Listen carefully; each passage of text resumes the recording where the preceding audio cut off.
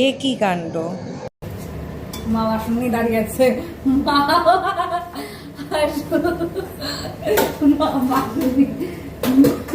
শাশুড়ি মা আর আমি আজ বানাতে চলেছি একদম স্পেশাল একটা বিরিয়ানি। তবে আজকের বিরিয়ানিতে আছে একটু অন্যরকম টুইস্ট। পনির আর ইঁচড়ের বিরিয়ানি। কেমন হবে স্বাদ জানতে হলে দেখতে হবে পুরো ভিডিওটা।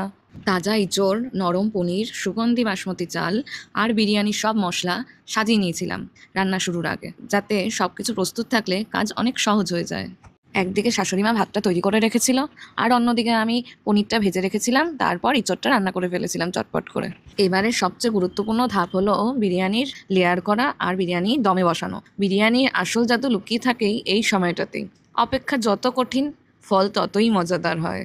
এই দমে বসানোর আগেই শাশুড়ি মা এক একটা লেয়ার তৈরি করে নিল খুব সুন্দর করে, কষানো ইঁচড় দিয়ে আর ভাজা পনির দিয়ে, তার সাথে বিরিয়ানি মশলা সানরাইজের গন্ধ এত সুন্দর, তাই দিয়ে সব সাজিয়ে গুছিয়ে বিরিয়ানি লেয়ার তৈরি করে লাস্টে ফিনিশিং দিয়ে বিরিয়ানি মশলা দিয়ে হাঁড়ির ঢাকনাটা আমরা আটা দিয়ে মুড়ে মুড়ে বন্ধ করে দিলাম।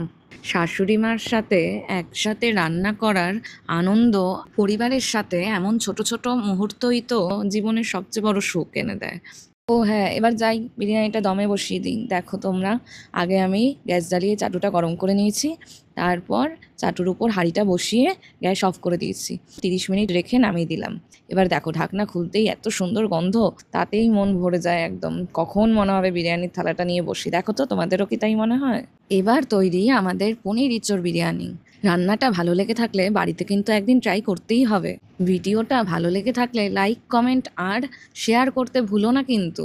টেনশানে হার্ট ধকপক ধকপক করছে, দেখি বর খেয়ে কি বলে। কখনো তো ইঁচড় দিয়ে পনিরের বিরিয়ানি করে খাওয়াইনি আগে, তো দেখি কি বলে। আমি, আমার শাশুড়ি মা আর আমার বর মিলে 3 জনে আমরা খেতে বসেছি।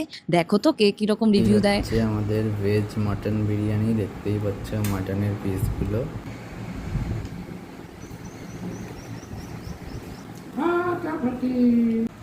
শাশুড়ি মা তো খেয়ে বলেই দিল ফাটাফাটি হয়েছে।